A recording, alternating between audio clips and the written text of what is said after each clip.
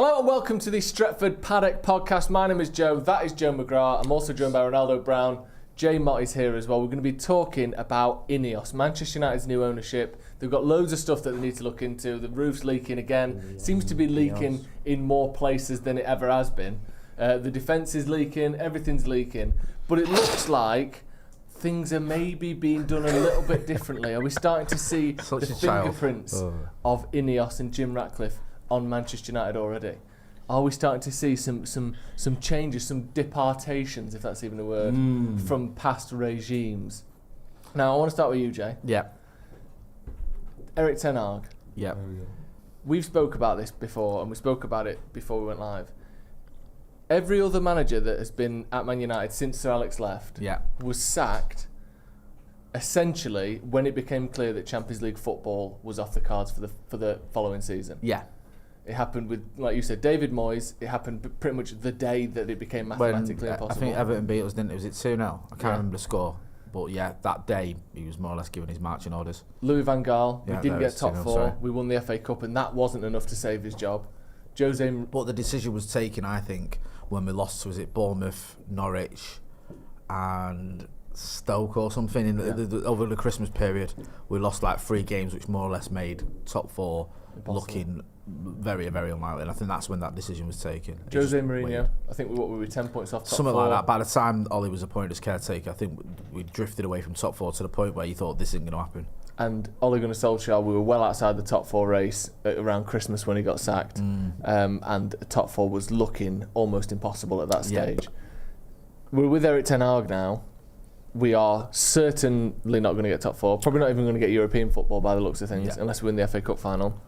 And yet, it doesn't feel 100% certain that Erik ten Hag won't be here next year. I think somewhere in the region of, I'm sort of probably will leave 60-40 in favour of him going, in terms of like the likelihood of it. To me. But there's a very good chance he's our manager next season. Yeah. Immediately, that is different to the Glazers, isn't it? Yeah, the Glazers have always sort of had this rule. Whether that's they've been advised it or themselves, whatever, it's probably more likely that whoever's been in charge advised them that if we don't make Champions League football, get a new manager in. And we've done that, like you said, for all the managers you've listed. However, if, and it's a big if, they were to stick with Erik ten Hag, that breaks that mould, and this would feel like a little bit of a different strategy from INEOS. It's just weird at the minute because he was asked about it in his press conference, would it make it easier for you if INEOS or Jim Ratcliffe forever came out and said you're here for the foreseeable, and he gave a bit of a wishy-washy answer that kind of indicated, if you reading between lines, that he actually would find it easier if they came out and said we're going to stick with you, but they haven't done that. No. So again, it's all open to interpretation because you look at it and go, well, if they were going to stick with him, they'd have said so. They'd have just come out and go, look, he's the manager next season. We're going to give him a chance, which would make sense, but they haven't. No. However, we're not really hearing anything concrete to say he's gone. No. Certainly not any names where you go, he's gone. Like with Van Gaal's a good example. With Van Gaal, Jose was coming in and everyone knew that. We knew it. It's the only time when I was on Devils, we did a video before the event. Me and Steve did a video about Jose being appointed because it was just common knowledge. Yeah. Like everyone knew it. There's not been anything like that. And even when we've had journalists on this channel, we speak to a lot of journalists off air when you're just chatting to them, you're saying, look, between us, if you had it, and they're all saying the same thing. Just not hearing anything. Do you think they could be in a little bit of limbo in the sense of they've not come out and said that ten Hag definitely will be here next season, but they've not said anything to the contrary either. But could they be behind the scenes, kind of like putting feelers out there and kind of earmarking certain candidates that they might want, and they're almost seeing it as if we don't feel like we can get a manager in that we would like when we're putting these feelers out there, then we'll be more inclined to keep ten Hag as well. So they could just be in between where they might just generally have not made their mind up yet. And that might be how it is, because we did say before, from when they basically arrived and started making changes towards the end of the season, was almost going to be a bit of a trial period, it seemed. But obviously circumstances do change. And I think INEOS look wise and clever enough to be like, if they feel like a change is necessary, they will make it. But they want the change to be the correct one if they do it. And if there isn't anyone out there for him, because that's what everyone's saying, the managerial pool in world football now, though, in terms of availability, isn't like, it doesn't look the best. Do you know what I mean? In terms of the candidates that we could bring in. So I think it seems more likely that he will stay, but as you said, Jay, I kind of agree with you. I feel like if they were definitively behind Ten Hag, I thought they would have probably made it a little bit more obvious or said something. Do you know what I mean? You think there'd at least been, if not a statement, maybe they just go with someone friendly in the press and just leak it almost, get something out of the field. Whereas all the leaks are opposite almost that we've seen from journalists. And he's getting questioned in press conference where they're going, look, would it not make it easier for you? And that's a difficult question for a manager because the obvious answer is yes. Yeah. Of course it would. I would love it if the of course, obvious. But he don't want to sit there and go, well, yes, it would make my life a lot easier, because then that looks like he's sort of criticising his owners or his employers. So he sort of says, that's out of my hands, that's nothing I can control, words to that effect, which isn't technically the question he was asked.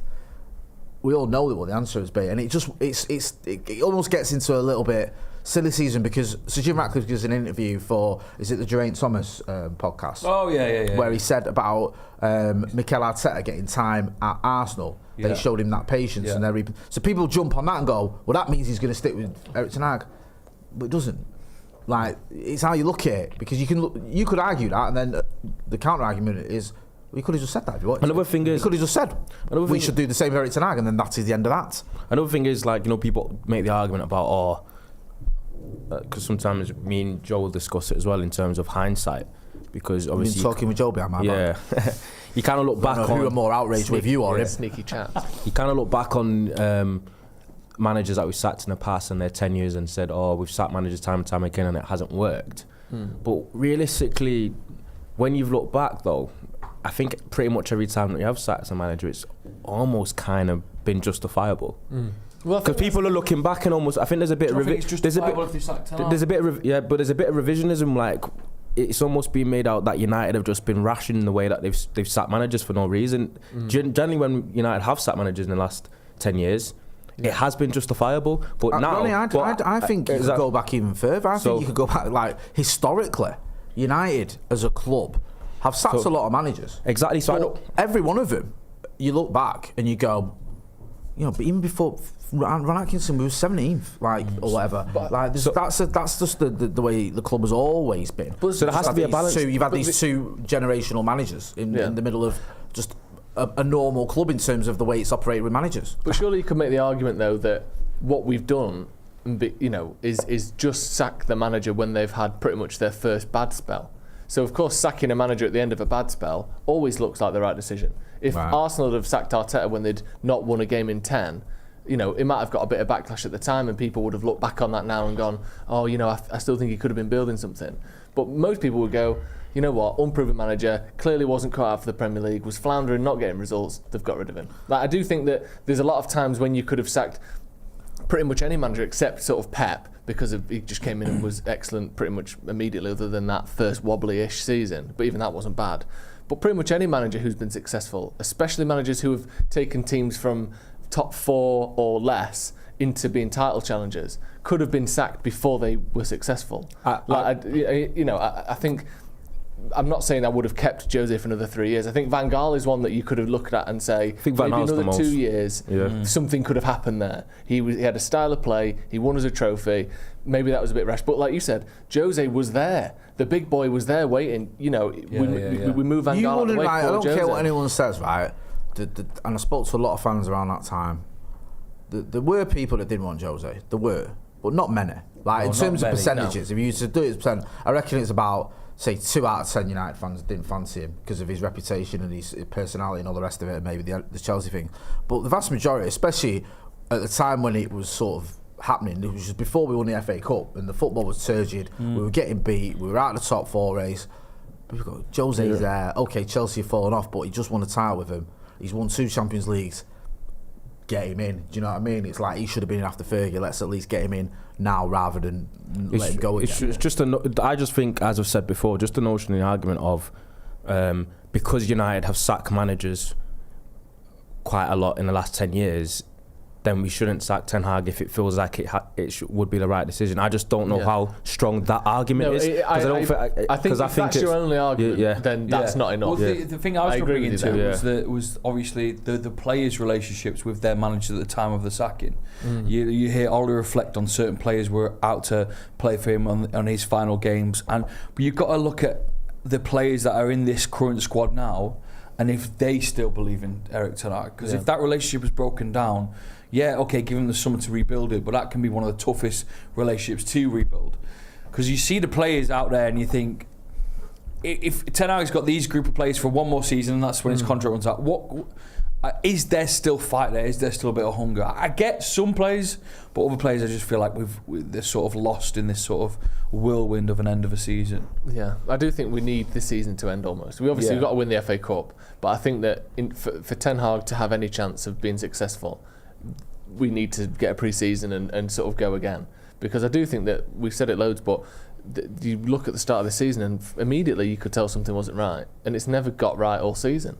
It's just been poor, sluggish, sloppy, a mess. And then you add all the injuries onto that and it's been even worse. But, I do think that we're seeing, even if it's just as simple as, yes, Ten Hag is going to go at the end of the season, but the fact that we don't know it yet, the fact that we've not really been linked to anyone other than this vague sort of suggestion that Dan Ashworth likes Gareth Southgate as a person. Southgate's the hottest. But even that's like, it's hardly... That doesn't help either, does it? The fact that you're in a position now where Dan Ashworth officially can't take over or do anything. Yeah. And you're going to sort of consult him, surely, on who the next manager is going to be. So that probably ties the hands a little bit. Because it's like, if you come out and you go, Erik ten Hag's our guy, and Dan Ashworth sat home thinking, no, he's not. Yeah.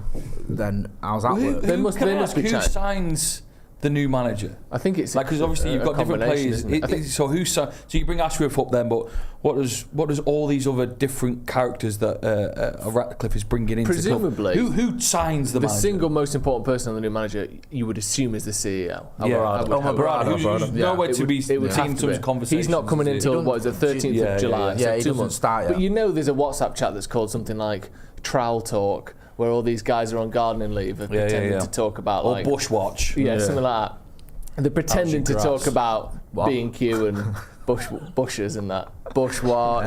How's everyone's bushes doing today? Yeah, exactly. Topiary today or whatever. But they're obviously chatting, aren't they? They're doing their job in an unofficial capacity, because of course you would. Yeah. Do you know what I mean? It's just human nature, you would be doing that. There's no way Dan Ashworth isn't thinking about who he wouldn't mind signing in the summer or who the next manager could be. So I think they'll be able to have their input, even if it's just not their arm around the shoulder of Gareth Southgate in August. You know what you could do? You could have a scenario where, like you were saying, Ronnie, about them looking at other managers or the pool not being great. They might have someone in mind who's maybe, or they might want to give it another year. Like City kind of did that, didn't they? They waited for Pep. Pellegrini was just keeping that warm money until they could get Guardiola in. Yeah. And like the City were okay with that, and obviously Pellegrini did relatively well. Well, he did well when he was there, so it wasn't the end of the world. I don't know what's going on behind me here. But nonsense. It was obviously a shrewd move by them to just say, right, he's our guy. We can't get him now. Let's get someone in, or let's wait till we can, and let's not. Pellegrini did all right. Yeah, for City. he did all right. Exactly. And then in his last season got to the Champions League semi-final, which is the furthest he'd ever been. Yeah. So I don't think United are in a position to have almost a layover season like that, though. I think we've got to go now. Yeah, even if the manager's not there I disagree. I think that you look at football short term, you maybe say these results aren't good enough, we have to sack the manager. Pull the trigger, sacked him. Okay, you still have to hire someone. You can't hire the next manager thinking he'll only be here for 1 year, because then you might as well have stuck with Ten Hag. It's because they have to think longer term than just like people yesterday. What's he doing playing Casemiro for? All right, who else are you playing? They might. Let's say, for example. Let's say, for example. I know it's not the case, but let's say Dan Ashworth got on the phone to Alonso and said, Alonso's giving Leverkusen another year. I'm using this as an example. I don't think Xabi Alonso will ever come to United. And he said, right, okay, end of next season, you're our guy. Yeah. Sound. How much? Stick with Ten Hag till then. Yeah. But would that kind of scenario, would that work? That's what I'm saying. I'm not saying that's what's going to happen. It's an interesting could that scenario, work? Could they do that? What would Ten Hag's goals be? What if Ten Hag goes on and he's still going to the end of his contract and wins the Premier League? Well, then you keep him. Yeah. But to me, but then you also risk the fact of you risk Alonso being interested in you a year down the line. Well, that's true. But also for me, I'm using him as an example. I don't want anyone thinking I'm saying that's going to happen. Yeah. Let's say next season that happens. There's a manager they have in mind. He's not available for 12 more months. Whoever it is, whether it's Nagelsmann or Alonso, whoever, it doesn't even matter. Simeone, whatever. And they say, can you come this summer? And they say, no, we can't, but next year we can do it. Right, let's agree it. Next season you're coming in. And then United go on and win the FA Cup, the Europa League, and the League Cup. We're not going to win the Premier League, but let's say we do a cup treble. I would have more respect for him for still getting the manager that they think is right long term, rather than going, oh no, just proper Real Madrid in it. Like when it was like Capello's going, he wins the league and he go, you're going anyway. Yeah, because obviously if we win the Premier League, it doesn't matter what you've done in the meantime, bro, you're done. If we win the Premier League and we sat to Hag, I'd be fuming. But this whole thing of we just are so reactive to the last 6 months of football. That's what we were under Woodward and the Glazers. We have to be looking long term. That's Is it just 6 months? But whatever. The whole season? 12 months. I'm not saying, I don't mean getting and sacking in. What I mean is, if someone does well, like really, despite the fact that I'm glad we did looking back, now it's over, but giving Solskjaer the permanent job because of 12 good games wasn't particularly smart footballing business. The issue I have with that as well is we waited till he started losing, then we gave him the job. Yeah, that was. He lost to Wolves. He got knocked out of the FA Cup. He lost to Arsenal, so we dropped out of the top four, and he just got us in there. And then we gave him the job. Yeah, which made no sense to me. You'd waited till, and then we lost 10 in the next 14 games. Yeah. Like, it was insanity. There's certain things where the people who are in charge... I love Ollie, but that made no sense. No. He started losing. Give him the job now. What? Why? Quick, it'll stop us losing. But there's certain things where the people who are in charge have to be smarter and more calculated than the fans. That's what, sometimes governments have to do that job where, as people, you want street justice, you kill someone, we kill you, that kind of thing. But governments will sometimes step in and say, actually, no, for the good of everything, we don't do that. Here's what we do instead. Like, we wanted Di Maria, Lukaku, Zlatan, like all these people. We love, of course you want them. But that's where you need someone who's smarter than us, who knows more about football than we do. It's like when people say you can't have that. You're right, but it's like when people say about the managers. Like, I don't Manchester United know more potential managers than I do. You know what I mean? Like, all right, okay, I've got my list is probably like, I don't know, Tuchel or Nagelsmann or you know what I mean? The obvious ones. I don't Manchester United have actually got a bit of a dossier where they go, well, this manager's been doing bits here. I think they do. Style. That's what I mean, yeah. I'd expect them to. It's not always like I'd expect every fan to have all the answers. It's not the same as like when you ask, going back to your earlier point, when you're saying drop Casemiro, are you going to play? I'd expect a fan to have an opinion on that because you know who's in United squad. Yeah. That's an easy one. But I don't expect a United fan to have a list of 38 managers in his head or in their head. If they were leaning towards getting rid of him, do you think, obviously qualifying for the FA Cup final was what's bought him time? Because it would have been strange for INEOS to come out and make a statement, or that Ten Hag's going to be gone after that. For example, a 4-0 against Palace, when there's an FA Cup final against Man City on the horizon. Do you know what I mean? It's normally I would, but it feels like football's going in a weird direction where this single season alone, we've had Xavi announced he's leaving halfway through the season. I know they've gone back on that now. Tuchel's done the same. Liverpool's done the same. Like, we've had managers who have sort of announced get sacked halfway through the season. I don't think none of those got sacked though. Tuchel kind of, but Xavi's was. I think Xavi's was in the middle as well. Yeah. Obviously, Klopp chose it himself, but that is a weird thing that you don't usually see, especially the Tuchel one, where it's like he's not good enough and he'll go at the end of the season, but we're not going to sack him now. And actually, the more desperate we get, we might even keep him. Yeah, even then, Lou was sort of saying that even if he wins the Champions League, it's a good way for him to go out. So in the past, I would have thought getting rid of Ten Hag before the FA Cup final would be madness, but now you can just say he's leaving at the end of the year and still let him manage that game. It's an easy win. They could have done that. I think it's an easy win if INEOS don't get rid of him during the season.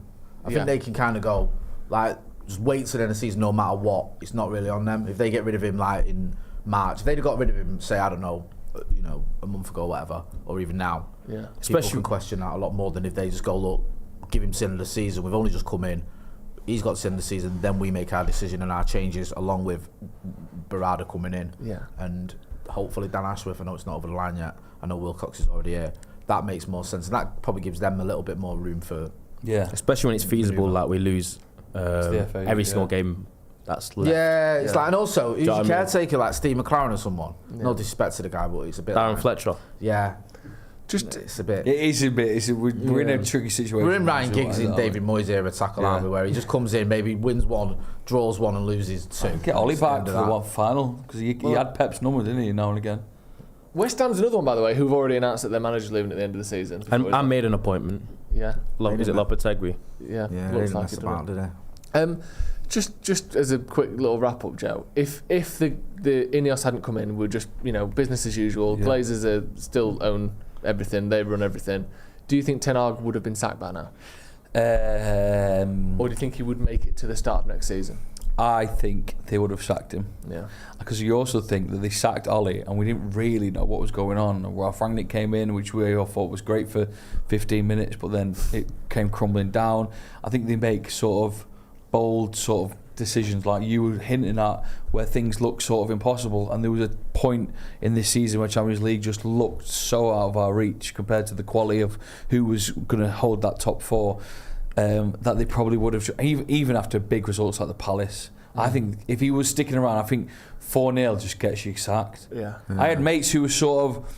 I think the Brentford game as well could have been his last game if it was just Glazers. I had mates text me on certain days going, he's getting sacked today, isn't he? He's getting sacked today, isn't he? And I was like, no, it's a bit different now. Yeah. But there was a lot of United fans who had previous managers' sort of downfalls in their heads who were ready to see that breaking news icon, that... club statement of the corner flag. They were ready to see it that day. Corner flag. Do you know what I mean? It's a bad sign when the corner flag They announced. were ready to see it, but things have changed. Would like to thank Eric Ten Hag for all his hard work. What do you think, Ronaldo? Would he still be if it was just Glazers? Based on what we've seen last 10 years. I think he'd be gone. Yeah. They're a little bit more knee jerk, but as I said though earlier, I can't really remember a manager within the last 10 years since Fergie that's been sacked extremely impulsively, probably outside of the LVG one. So it's usually been on the back of a poor season or an extremely poor run of form or a situation that looked almost untenable. Yeah. Every time that we have a sacked manager. I almost think it's not necessarily that it was the word impulsive that you used there. Yeah. I almost think, and Daniel sort of says a similar thing. He says he'd have been gone by now. All they do is look at the league table rather than the whole situation. I almost think, do you know, like when people buy and sell stocks, and you can program it into that when the stock drops below a certain price, you automatically sell it. Yeah. Like. Basically, the Glazers have an auto sell on managers that when you drop, you can't get top four anymore, or top four looks unlikely, sack. Yeah. Like, I don't even think it's impulsive. I think it's almost like mathematical. It's like they use an algorithm to sack managers rather than any football knowledge, because there is no football knowledge. Like, I'm not saying keeping Ten Hag is proof that INEOS know loads about football, because it could be the wrong guy, but it definitely isn't quite as black and white a decision-making process that we've seen under the Glazers, is it? No, you're right, and that makes a lot of sense because it has always been an almost automatic thing of, right, top four's not happening, it's over, like it's done. Yeah. And it's not also during the season. Both times we've done that, it's not worked, has it? No. Like, I'm not saying we should have stuck with Jose or we should have stuck with Ollie necessarily, but both of those seasons we didn't make Champions League football. Like the Rangnick season was a complete disaster when he came in and took over, and the Ollie one when he took over, it looked like we were gonna get top four, and then we didn't. We finished sixth. Do you think there's as an interesting angle? So if Ten Hag finishes eighth, is eighth the lowest we can finish now? Or eighth. It doesn't look like West Ham can get us. Yeah. If they beat City, then they can. So alright, so like say we finish eighth, they beat not City ninth. Stop us getting Europa. Say we finish eighth or finish ninth, and then So is there a situation where next season Ten Hag's kept and then he ends up having another poor season or worse and he gets sacked? Does that then set a precedent for the next manager where he's almost got an argument or a bit of leverage where if he does poorly or has a season as bad as this one, he's like, well, Ten Hag got another season when he did that. So why can't I?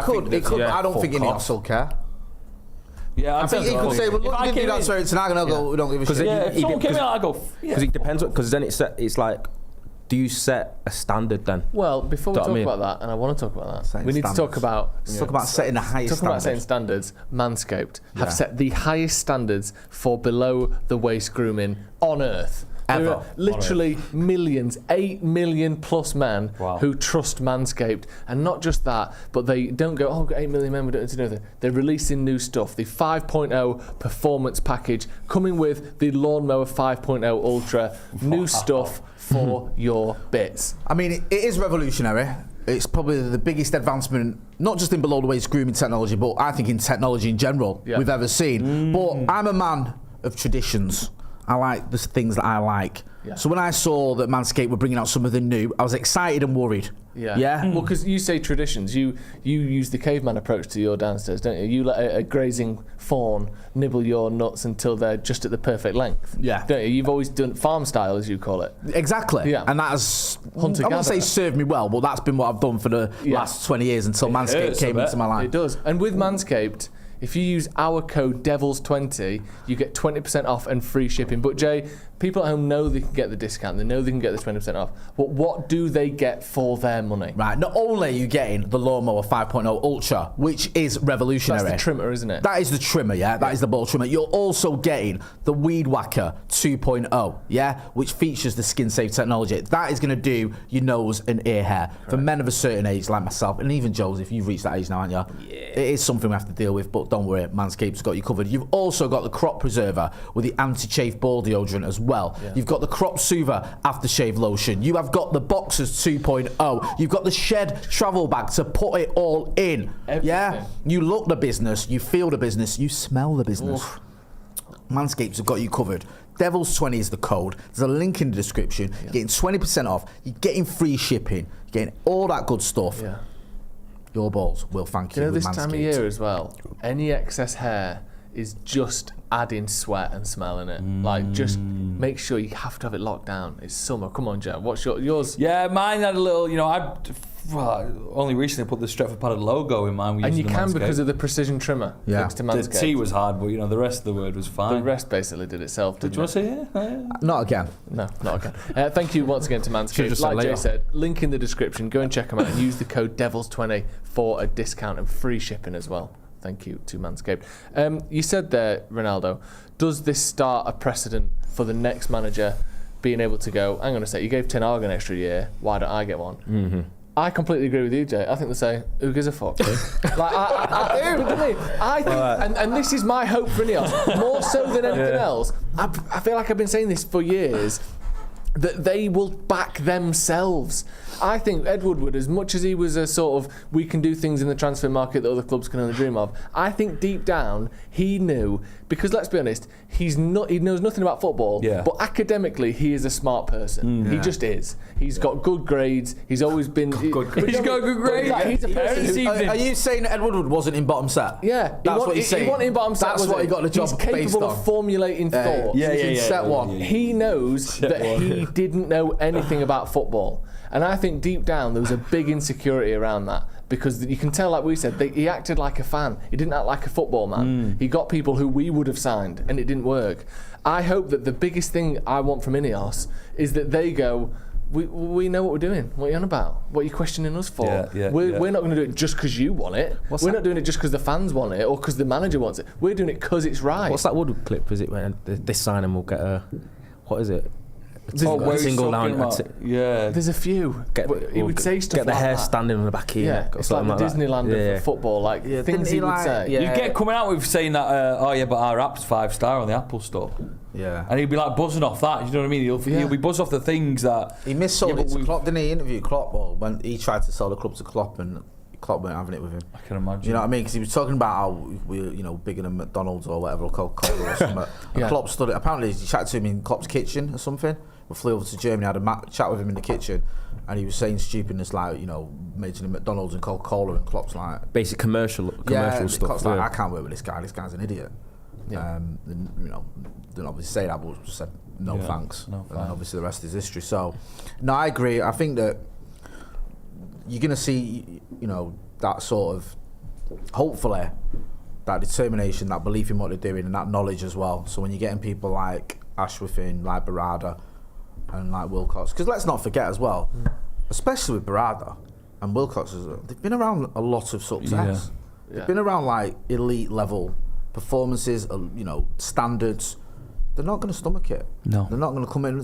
Oman Brada's not going to want to be the CEO of a United team club that's absolutely floundering around 8th. 100%. He's not, you know what I mean? It's nothing to do with him now, but when he comes in, that's why he's coming in, is to get those standards up.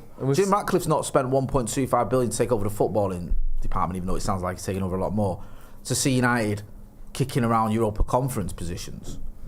He's you know, Time is money, innit, Jay? do you know what I mean? Yeah. He's going to want to see United back at the top. That's his legacy. It's going to be around forever. And we're seeing that from him already, aren't we? Like, Jim Ratcliffe wants a new stadium and is actively pushing one. We know the team that are kind of there's a coming little A together for team this. to put it together. Do you know what as well, right? It's mad because I think certain things that Sir Jim Ratcliffe's done, I didn't even see him coming, you know. Like, I thought he was going to do this. I did not see him go to City and getting Oman Barada. I know I've not heard much about him, but that was a big move. I didn't see him going, well, we're going to get a new stadium, but also we're going to get, like, we want the government to pay for the infrastructure around it, so let's set up a task force and get, like, the government and the council involved. You think, right, that's like a bit of a move. United isn't. That is true, Like, but I he's will doing say. like some moves that I'm like, okay, he's not messing about. He's not just doing the obvious things. He's doing the things that I'd expect someone with a lot of knowledge, more than I've got, to do, and a lot of determination, ambition to do, and he's doing those. United's an easy sell, though. No, it is. You're right. It is, because you are right, but United is an easy sell to People forget that as well. People forget that. Because we're in it as fans, and we're like, so we can be all doom and gloomy, can't we? Yeah. Because we're sat here watching garbage most weeks, watching City win everything, thinking, oh, this club is ruined, it's terrible. We're sat in the stadium getting leaked on. You think, what is the point? But you think United is still the biggest club in England, one of the biggest clubs in the world, one of the most successful clubs ever. Yeah. Still got the biggest fan base, arguably, on the planet. They'll pay you a little bit more as well. Yeah, like there's a lot of appeal there without, you know, being too sort of negative. It kind of feels like it was Sir Jim's sort of like obviously he's got a very successful business, but buying Man United, he really wants to be hands-on with it. Like his sort of, not his retirement hobby, but you can see him, he's at most of the games, he's planning stuff, he's thinking ahead, and he wants to see success pretty much ASAP, which is like something you can't say about the Glazers. They let others do it. They'll turn up to the big games, they'll take pictures with the team if they win anything. But so Jim's here for, you know, the week in, work out sort of stuff. I think that is a big thing as well, and I don't expect him to be at Carrington every day. But every time you see a celebrity, a musician, a former player at Carrington, oh, Rio's been back, or they'll look at this star who's in town doing a gig, they're at the training ground, like you see that stuff, don't you? There's always a Dave Brailsford with them, or a Jim Ratcliffe with them, or a Jean-Claude Blanc with them. When's the last time the Glazers went to Carrington? Do they even know the address? I do think it's a different, like, some things that they're doing, I think is slightly, in terms of genuine sort of output of work, unnecessary. Like the in the office 5 days a week thing, I think based on studies, it isn't even necessarily better for productivity. I don't think it is. But some of it is just coming and showing everyone at the club, not just the players, not just the fans, not just the manager, but the people who work in accounts, the people who work in catering, the people who work in marketing. Things are changing here. And I think it is annoying having to go in the office every day. You know, I get all that. But I think that some of it is a statement to the club as a whole, the 1,000+ people that work there. It isn't business as usual anymore. Things are changing. There is a momentum shift. Like Fergie always used to make a big thing about Man United isn't just a team, it's everyone. It's everyone who works there is what makes this club. But and I think that doing stuff like that is an important thing. But that's where the thing come into the office a bit more. I know I'm like that. 5 days a week seems a little bit much, but I think Fergie would have been, if you would ask him about what he reckons, he would want everyone in. Do you want that communication? He'd want the accountants in the kitchen with the same as the cleaners, and he'd want that he'd want that sort of relationship where people are with each other. And it feels like if everyone's got this one goal and people have got that human, like, sort of being to being sort of place where they can meet, then everyone's in that right position, instead of being over Zoom and stuff like that where you've not seen this guy for like 3 or 4 months because he's not popped in. I don't think 5 days a week is great, by the way. I'm saying maybe 4 days, one working at home. Even when we come in, like, if we were doing podcasts together every day over Zoom, we'd probably do all right, and the consistency would be there. But it won't be like what it is now, and it won't be like how it is around the table. It wouldn't be that good. So I sort of get get the what you're same saying. sort of vibe from conversations I've had with people from Sir Jim Ratcliffe's attitude towards United, that as the way Fergie looks at it. Like little things like, you know, there was these reports that he was unhappy with the untidiness around the place. Things like that. I remember Chucky telling me once when he was doing his coaching badges, United had just been beaten off Liverpool, and he's gone to Carrington and there's no one on reception. There's no one in the training ground. There's no one on like the pitches. Can't find anyone, and he can hear some shouting in the distance. And he's gone down to the canteen or something. And Fergie's got all the staff in the canteen, and he's tearing strips off everyone. Really? Because we lost to Liverpool, and he's saying it's like it's not just out of the players. It's that looking at the staff. It's you. The standards at this club are through the fucking toilet. Yeah. It's you. Having a, now obviously some of that's nonsense. It's not the cleanest fault we lost to Liverpool, but he was that angry, and he's like that determined that standards don't slip. That he was like making it clear we're all in this together. It's not just your striker or your defender. And I feel there's a little bit of that with Sir Jim Ratcliffe. It's like, don't just think it's all about Eric Ten Hag or Rasmus Højlund or Lisandro Martinez or whatever. It's about all of us maintaining the standard of Manchester United, because Manchester United 20 years ago was synonymous with elite level, top draw, all that. And now it pains me to say it, and obviously they've got 115 charges hanging over their head, but you associate that with City. Everything they do is the top level, whereas United, it's almost crumbling physically and metaphorically. And just, I want to move on a little bit, but on that manager question before as well about, is it worth waiting for the next guy? I think, look at the way City have done things on and off the pitch. They had a manager who won the league 12 months before in Pellegrini, and they weren't shy to sack him, get rid of him, because they knew this guy in Pep could be, probably didn't quite think it'd be as good as it has been, but they knew that he's the best manager in the world and he's available and will get rid of, no loyalty to Pellegrini. You won the league 12 months ago, but there's a bigger stepping stone here. And I say this all the time, but since Pep arrived at City, he's been there 6-7 years now, he has gone out of he has signed a starting number 9, a striker designed to start week in, week out, once in that whole time, because it is so hard to find the sort of excellence that you get from the likes of an Erling Haaland. Yeah. Like sometimes. Also, he didn't really. He was always someone that was against the traditional number 9 anyway. But I mean, he didn't get anyone else in traditional style or any other style. He did because people like Pep off the pitch or Haaland on the pitch or people, Wayne Rooney for when United got him. They don't come around every year. You're not guaranteed that. By this end of this year, we sacked Ten Hag. There's no guarantee that a title-winning manager is even available, and sometimes that's where you need people to think a bit longer term, like you said before, and say maybe in 12 months that guy will be. But for now, we're not going to risk it because we have to give the next person a 2-year contract and find a reason to sack them. I think they've been precisely wanting to, I see them having a 5-10 year plan where they know how many Premier Leagues they want to win, and they probably want to win a Champions League in 5-10 years. Because that was always the case, wasn't it? I think I remember doing some work for at XS when we used to do the radio shows there. Yeah. And City came in. When City did the documentary All or Nothing. Yeah. Yeah. And that title came from the fact that I think City that year thought they were going to win it all. Yeah. And obviously they didn't. They win the Premier League, and now All or Nothing, it's gone now, I think. But their ambitions were to win it bloody all. So I hope that in a boardroom somewhere there is a thing that says Man United, how many Champions Leagues we're winning, how many Premier Leagues we're going to win, all in 10 years, etc. With Ten Hag though, and obviously whether there's so many different arguments both ways, because I come a bit to the realisation that there's a lot of stuff this season he's got wrong, and he does deserve a lot of the criticism that he has received. But then I also think he just come in with a style and idea and a philosophy that's very demanding of players, as I've said before, and I just think the players aren't good enough. So it's a bit of there's a clash in terms of Ten Hag's been a bit tactically naive, and I think he's in some ways underestimated some of the quality in the Premier League as well, but he's also got players that don't fit the way he wants to play, because I think his philosophy that he obviously used at Ajax, that he's using here, I think they were very open, similarly to the way that United are in Ajax, but they could get away with it in that league, and also they had players that were probably moulded and good enough to do it. But come to the Premier League where it's a little bit more difficult, the competition is a lot more stiffer, teams that are in 15th place can hurt you if you give them too much space and time. Even at 2-0 down in the 80th minute, you can't take your foot off the gas. And that's probably what is not considered. And then you've got personnel and players that aren't good enough. Because I've been on both sides, and I've criticised the players. I think the players have underperformed. A lot of them probably aren't at the calibre needed for United to get to where they need to be. And then, but also Ten Hag has got a lot of stuff wrong and not been as adaptable as I think he should have as well.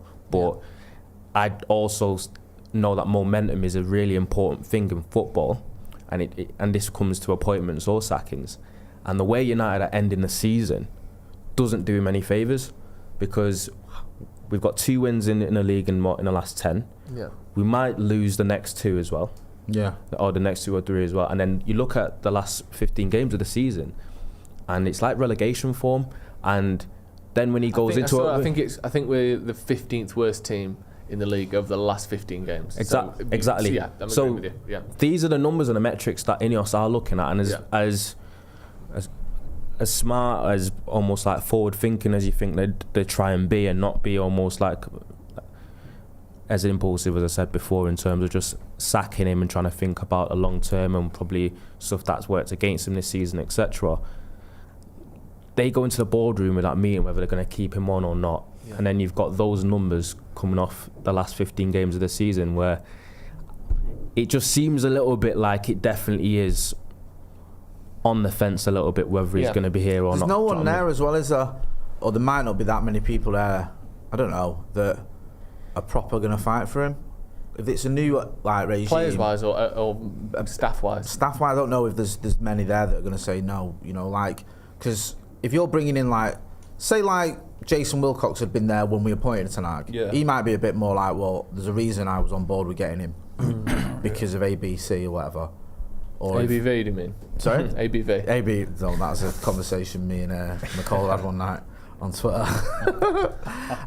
He's the isn't he like the president of Porto now? Yeah, as of recently. His career trajectory is nuts, isn't it? It really is. But he might be sort of almost allyless in that boardroom. I don't know if he's got many. I don't know. Yeah, I don't know. I worry about it. Certainly the new regime. None of them were there when he was hired, so that might go against him. You just don't know, do you? You don't know. It should be such a great occasion, the FA Cup final, and we should be really going into it with high hopes about victory. And INEOS should be there. Obviously, we represented the women's yesterday, who did amazing winning that FA Cup. It should be one of those things where we all get excited, but we're all going to go into it a little bit moody, aren't we? Yeah. Especially with the next 2 games. We did a poll in the comments before, and I think this is kind of the point we're getting at more so than is Ten Hag the right man for United, because that's not really been the question today. It's been more, is INEOS doing things differently, or are INEOS doing things differently, depending on whether you want to call them an individual or whatever. And 83% of people have said that they think INEOS will be successful. That's the difference for me, is that regardless of what decision they make on Ten Hag, I trust their thought process and the fact that they will have done their due diligence. They will know more tactically about what he's trying to do, what his potential is, than we would have had in the past. I will trust that decision more now than any time in the last 20 years at United. What do you think is the metrics for them or everyone saying, they have been successful? Is it something within a time period? Is it when we win the Premier League next? I think United have had more than one genuine title challenge in the next 10 years, I think. Bollocks. What? I think it's got to be half that. What, 5 years? 4, 3. We've got to turn 2 title things challenges around. in the next 3 years. I think we should be winning a title within 5 years. Yeah, I'm not saying we're not. I'm not. Just one title race. I didn't say that. You had one title challenge. I said 2. At least 2 within 10 years. I'm not. What are we going to do for the other 8? What we've fucking done for the last 10 years. That's failing. I think that's failing. Yes, but that's not all we're doing, is it? I think we've got to be amongst it for the next. I'll give him 2 years, and then we've got to be amongst it. That's but all right then. For 8 years. So in 2 years' time, let's say. Do you know what I think? Let's say in 3 years from now we haven't had a title challenge. What INEOS? 3 years from now, if we're not having a title challenge, I go. I wonder what all those people are doing that you spent loads of money on. Scratching their arses. But what if we're moving towards something? What if we've got to a Champions League final in that time? Yeah, but all right, something like that would be great. Yeah. But I think title, we got to be up there. Yeah, we've got to be up there in 2 years, 3 years. I think 2 years is asking a lot. Then once we're up there, we got to stay up there. I completely agree. I agree with Joe.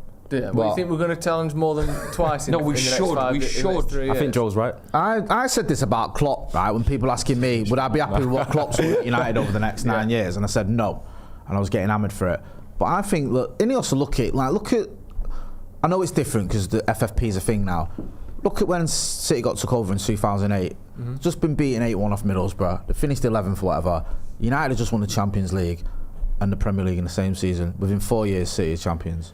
Like, you can turn it around. I know obviously it's quite slightly different because of FFP, but if you've that determined, that ambition, you're coming in it for the right reasons, it can be done within, I get your point, within like 5 years or whatever. And I'd be massively disappointed if United don't win genuinely 2 titles in the next 10 years under it. I think that's doable, and that's what I'd look at as a decent return. Hopefully a bit more, but I think that's a decent But that's return. essentially what I'm saying. Yeah, I think you can't, if we lose a title race on goal difference or a lucky bobble or a bad refereeing decision, I'm not going to write that off as a terrible season. Like 2 titles would be fantastic. No, I think the point is that Joel's making is the next 2 years, I don't see us being title challengers. Yeah. No. But then maybe the season after that, which will be probably the 5th or 6th transfer window, United should be in a position where if they have been successfully run, it's a big enough club with enough money where they should be able to be competing. And I want United within the next 2-3 years. I'm not saying 2 titles within the next 10, but I think we should be perennial title challengers. Yeah, that makes more sense than an arbitrary. That makes more sense than 2 once we get up there, staying up there, staying up, challenging. Do you know what I mean? Like Fergie didn't finish outside the top 3 after we'd won it. Like, I'm not, occasionally might have a 4th or like whatever, but I want us to be challenging consistently once we get there. I just think it might take 4 or 5 years. The trouble you've got as well, genuinely going for it. Sorry, the trouble you've got is you've still got players now you've got to replace as well. It's not like we're the squad's entirely made up of young players. Yeah, there's players that need replacing, like that are going to need replacing in like over the next 2-3 years. Well, obviously some in the summer, but moving forward. So it's going to take a little while. It's not like it's just a very young squad that's underperformed this season that's just going to kick on. You're going to have to replace the Casemiros, the Varans, eventually as well. Like in 2 years, you're probably going to be looking at replacing maybe Bruno as well, because I think he's 30 now. A couple of years. I'm hoping that lasts longer. But I hope we win something with Bruno. I think no United player deserves it more than him. Yeah, he does not deserve to be part of this shit show. In Brian Robson, in his position. But the thing with Robbo is he won an FA Cup within a year or year and a half. Yeah. He won another FA Cup 2 years after that, and this FA Cup was big in the game back in the day. Yeah. Then he won the FA Cup again for the 3rd time. Then the Cup Winners' Cup, and then he was a squad member when we won 2 titles. Yeah. So he still was his there, trophy wasn't cabinet he? is decent. Bruno's been here for what, 4 years, and he's won a League Cup. And in terms of his output per season, he's one of the best number 10s we've ever had.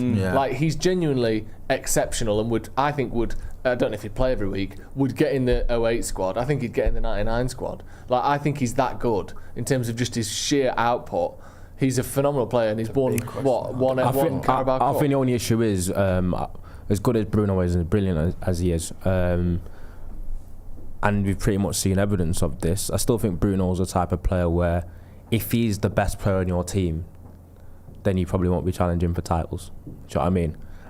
Bruno's got to be probably, obviously he can be one of your top 5, top 4 players, and I agree with that.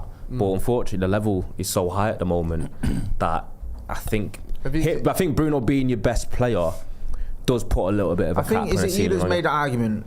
I've heard that argument with Rashford.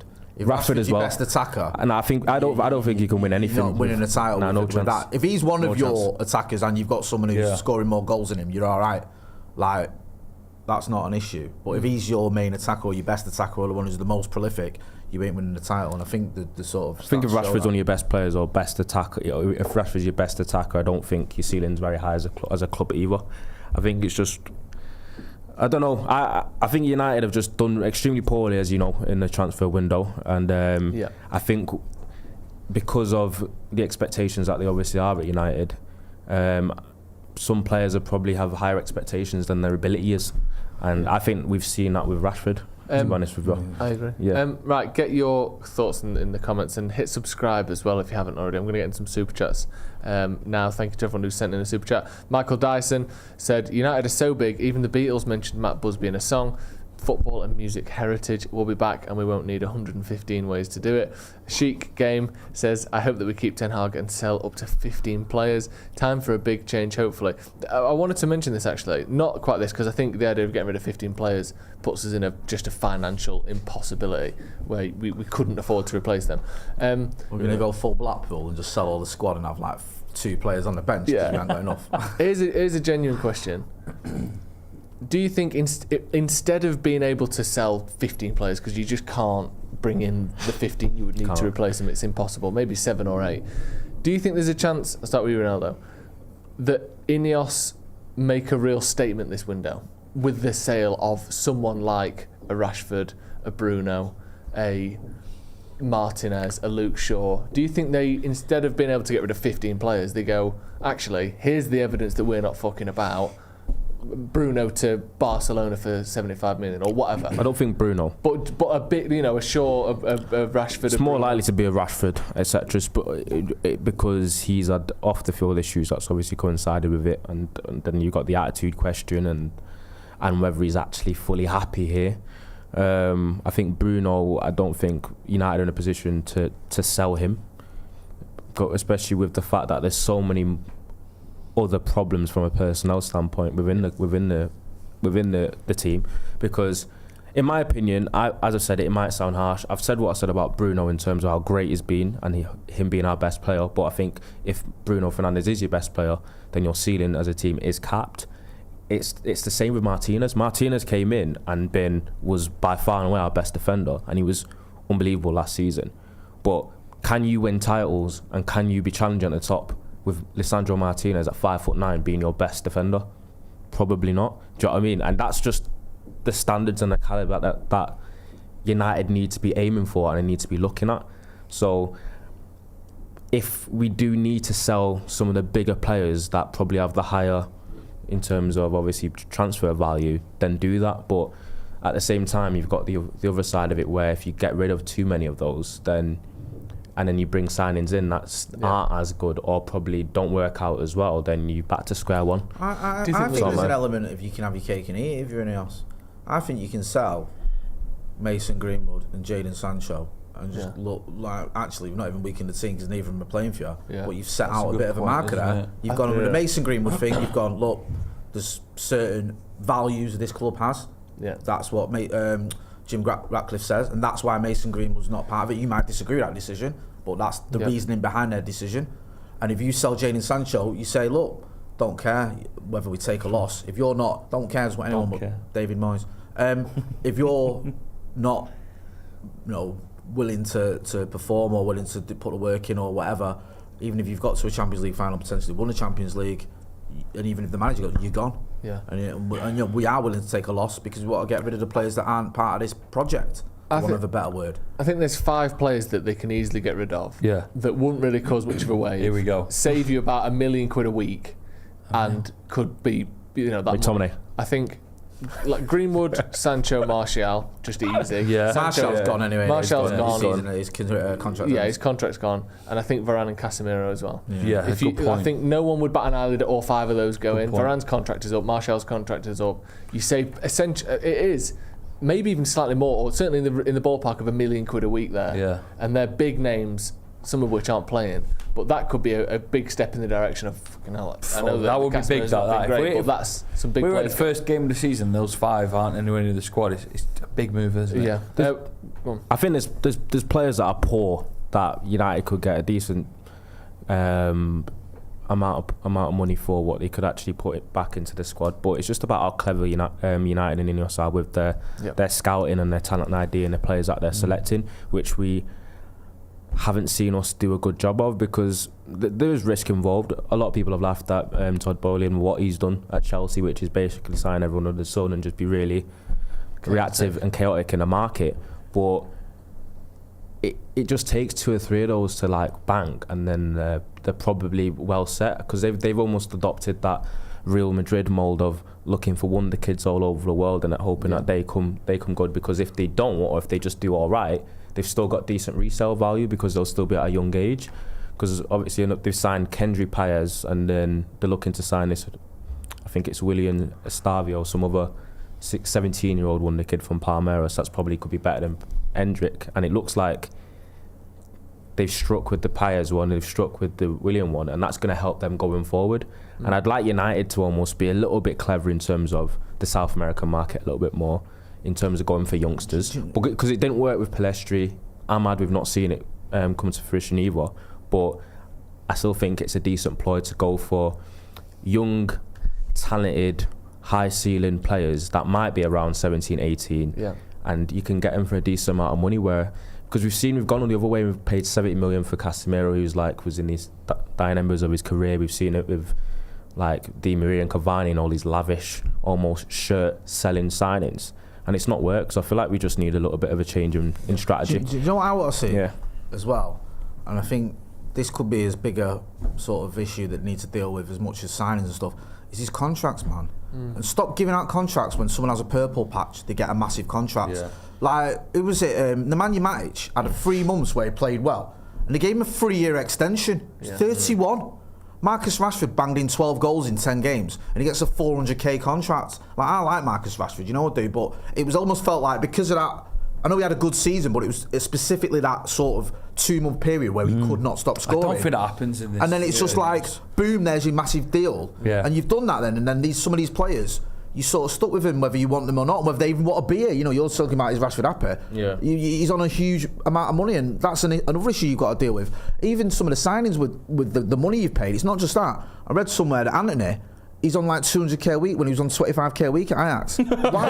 Why is he getting a 1,000% pay rise or whatever it is? Like, yeah, gonna be like sick. why? When you could have given 50k a week and he just doubled his wages. Yeah, and he'd be happy. It's insane, man. That's got to stop, and No I can imagine more. it will. What did you think of? What do you think of his 1,000% is polls? right, by the way, yeah. Yeah. That is 10 times. What do you think of his Yeah. polls? What did you think of his polls? Loved it. That polls picture. We've got some super less Is said this guy about. trolling us or what? Is he I think actually he knows like? what he's Is he a doing. secret Liverpool fan who's just having a laugh? Because it feels like that sometimes. I feel like he's like reveling in the fact that he's not very good, and neither are the team. Abhinav Verma says Ron put his resignation in place. Van Gaal should have been kept. Jose had lost hope, so had Ole. Also, you only don't need to sack one person. Guy Cody says attack ignored amidst tactical shambles. Garnacho predictable, never links play. Same with Rashford. Anthony shooting at will. Rasmus starved. Attackers available all season and not improved. Ten Hag is not the guy.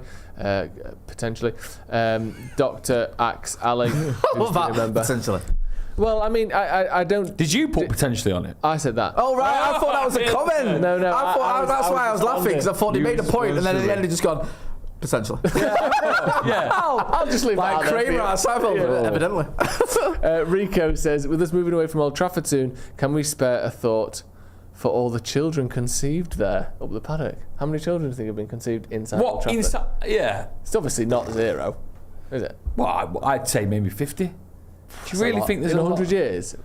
How much shagging? It's goes about on? 100 years old, isn't it? Ish. Yeah. If you just say 100 I years. don't know when. Right, one kid a year then 100 You really kids. want to wade through the piss in the toilets to shag someone? I know. Do you think it's? I don't think it's happening in the toilets. I think it's happening in What, the Stretford end? the exec boxes. isn't Oh it? right. I think it's happening in the right. fancy parts of Old Trafford, the changing rooms. I and was that. just right. Okay. Yeah. Do you think anyone's had sex in the change rooms? The Yeah, of course they have. The Glazers will have. Fucking hell. I That's reckon. the 3-minute banging on the United badge. The stadium of George Best. You don't think there was any banging going on in the changing rooms? Come on. Half time. Not others about. What? Yeah, some people don't mind that so much. true. Colin Wilmot, who's been on for 31 months, thank you very Colin much. Wilmot's been a great says, supporter. So is thank it you, a Colin. possibility that we get better performances from our average players by adding 1 or 2 game changers to our squads? Definitely. Yes. That's unquestionable. Players play better with better players. Yeah, That's yeah, true. Definitely. Or they get exposed. One of the two. Time Yeah. for Wally of the Week. Part of the way. Jay, I'll start with you. Who's been the biggest Wally this week for you, as far as you're concerned, eh? You big Wally. I hate mentioning them, right? Because it's sort of giving them attention they don't deserve. Not the Mongolian Empire. Nah, man, they deserve, man. Fronted by Genghis Khan. They were big in the game. But I see clips on Twitter of like Richard Keys and Andy Gray, and they had Jason McAteer on there, and like chatting about Eric Ten Hag's suit. I just think, just shut up.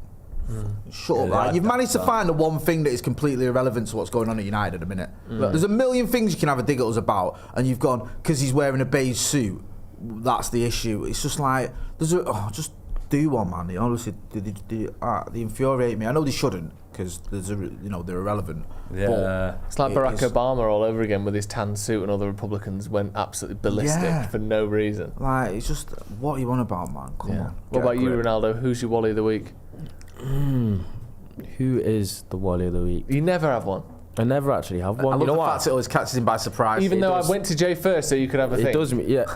You could have gone like to. ice. Okay, you could have Joe gone to McGrath. Joe Go second. Joe McGrath. Exactly, he doesn't even have one. I You know why I don't have a wallet? I usually don't have a wallet of the week. It's just because I just don't view people that way. You're peace and love, aren't you? You're Peace like and Ringo love only. Starr. Reggae. Peace and love, peace and love.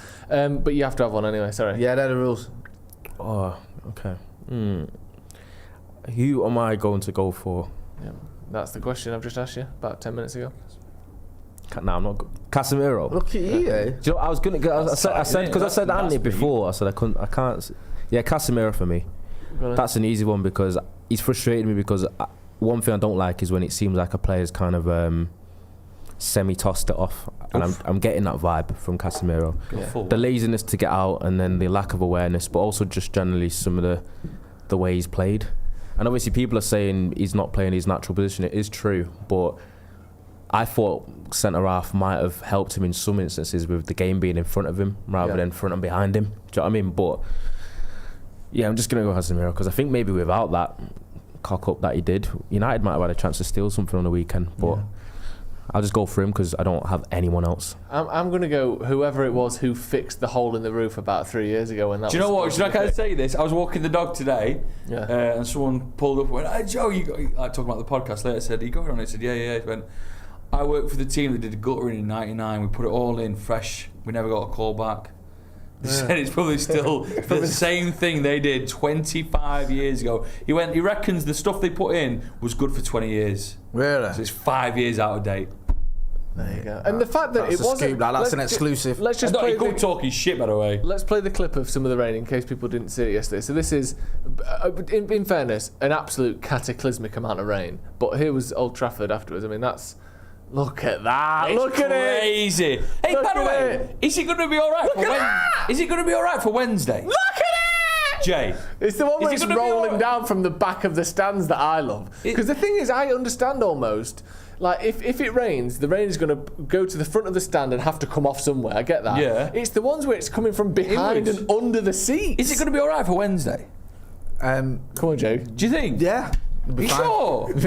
I say the hairdryers bring out your there. wellies, mate, if you go in. It's unbelievable, though, isn't it? That it's just. I mean, it's just mad. It's just Who's not your waterproof. Wally of the week? That was mine, wasn't it? Yeah, All right, so I you've said the got- guttering guys. Or Oh, girls. right, okay. The lack of gutters. The lack of gutters. Yeah, whoever it was who, chose to or not to fix the guttering last time it leaked a couple of years ago. Right, thank you everyone for your super chats. Thank you for joining us, Joe, Ronaldo, Jay. It's been an absolute pleasure. This has been the Paddock Thank Podcast. you for hosting, bro. Hit subscribe to the channel if you haven't already. Just hit a little button, hit it, and it helps us out. Thank you very much. And thank you once again to Manscaped as well. 20% off and free shipping using the code DEVILS20. The link is in the description. Just sort it out down there. If it's a mess, it doesn't have to be. It's that simple. See you in a bit.